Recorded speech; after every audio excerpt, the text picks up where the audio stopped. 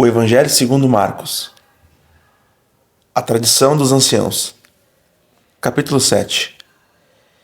E ajuntaram-se a ele os fariseus e alguns dos escribas que tinham vindo de Jerusalém. E vendo que alguns dos seus discípulos comiam pão com as mãos impuras, isto é, por lavar, os repreendiam. Porque os fariseus e todos os judeus, conservando a tradição dos antigos, não comem sem lavar as mãos, muitas vezes. E quando voltam do mercado, se não se lavarem, não comem. E muitas outras coisas há que receberam para observar, como lavar os copos, e os jarros, e os vasos de metal, e as camas. Depois perguntaram-lhe os fariseus e os escribas: por que não andam os teus discípulos conforme a tradição dos antigos, mas comem o pão com as mãos a lavar? E ele respondendo disse-lhes: bem profetizou Isaías acerca de vós, hipócritas. Como está escrito: este povo honra-me com os lábios, mas o seu coração está longe de mim. Em vão, porém, me honram ensinando doutrinas que são mandamentos de homens. Porque deixando o mandamento de Deus, retendes a tradição dos homens, como o lavar dos jarros e dos copos, e fazeis muitas vezes outras coisas semelhantes a estas.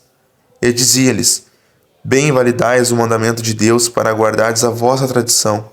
Porque Moisés disse: honra teu pai e a tua mãe. E quem maldisser, ou o pai ou a mãe, morrerá de morte.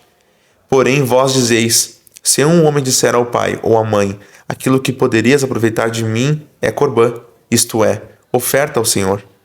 Nada mais lhe deixas fazer por seu pai ou por sua mãe.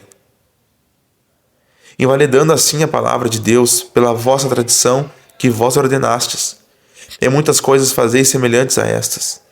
E chamando outra vez a multidão, disse-lhes: ouve-me, vós todos, e compreendei.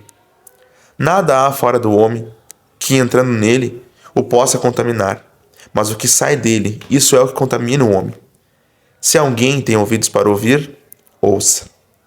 Depois, quando deixou a multidão e entrou em casa, os seus discípulos o interrogavam acerca desta parábola, e ele disse-lhes: assim também vós estáis sem entendimento? Não compreendeis que tudo o que de fora entra no homem não o pode contaminar, porque não entra no seu coração, mas no ventre, e é lançado fora, ficando puras todas as comidas? E dizia: o que sai do homem, isso contamina o homem, porque do interior do coração dos homens saem os maus pensamentos, os adultérios, as prostituições, os homicídios, os furtos, a avareza, as maldades, o engano, a dissolução, a inveja, a blasfêmia, a soberba, a loucura. Todos esses males procedem de dentro e contaminam o homem. A mulher cananeia. E levantando-se dali, foi para os termos de Tiro e de Sidom. E entrando numa casa, não queria que alguém o soubesse, mas não pode esconder-se. Porque uma mulher cuja filha tinha um espírito imundo, ouvindo falar dele, foi e lançou-se aos seus pés. E essa mulher era grega, sirofenícia de nação, e rogava-lhe que expulsasse de sua filha o demônio. Mas Jesus disse-lhe: deixa primeiro saciar os filhos, porque não convém tomar o pão dos filhos e lançá-lo aos cachorrinhos.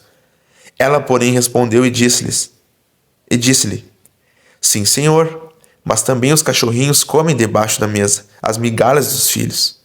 Então ele disse-lhe: por esta palavra, vai, o demônio já saiu da tua filha. E indo ela para sua casa, achou a filha deitada sobre a cama e que o demônio já tinha saído. Cura de um surdo e gago de Decápolis. E ele, tomando a sair dos termos de Tiro e de Sidom, foi até o mar da Galiléia, pelos confins de Decápolis, e trouxeram-lhe um surdo, que falava dificilmente, e rogaram-lhe que pusesse a mão sobre ele.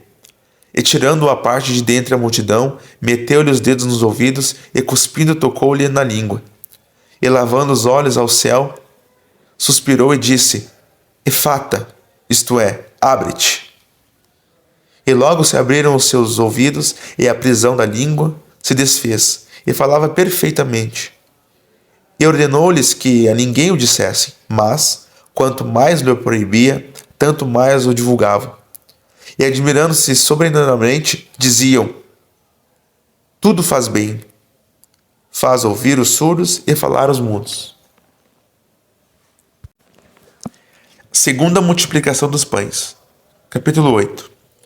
Naqueles dias, havendo muito grande multidão, e não tendo que comer, Jesus chamou a si os seus discípulos e disse-lhes: Tenham compaixão da multidão, porque há já 3 dias que estão comigo e não tenho que comer. E se os deixarem em jejum para suas casas, desfalecerão no caminho, porque alguns deles vieram de longe. E os seus discípulos responderam-lhe: De onde poderá alguém satisfazê-los de pão aqui no deserto?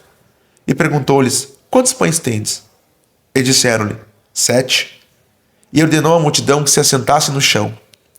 E tomando os 7 pães e tendo dado graças, partiu-os e deu-os aos seus discípulos para que os pusessem diante deles. E puseram-nos diante da multidão. Tinham também os poucos de peixinhos, e tendo dado graças, ordenou que também lhes pusessem diante. E comeram e saciaram-se, e dos pedaços que sobejaram levantaram 7 alcofas. E os que comeram eram quase 4.000, e despediu-os. O fermento dos fariseus. E entrando logo no barco com seus discípulos, foi para as partes de Dalmanuta. E saíram os fariseus, e começaram a disputar com ele, pedindo-lhe para o tentarem um sinal do céu. E suspirando profundamente em seu espírito, disse: Por que pede esta geração sinal? Em verdade vos digo que a esta geração não se dará um sinal algum. E deixando-os, tornou a entrar no barco, e foi para outra banda. E eles esqueceram de levar pão, e no barco não tinha consigo senão um pão. E ordenou-lhes, dizendo: Olhai, guardai-vos do fermento dos fariseus e do fermento de Herodes. E arrazoavam entre si, dizendo: É porque não temos pão?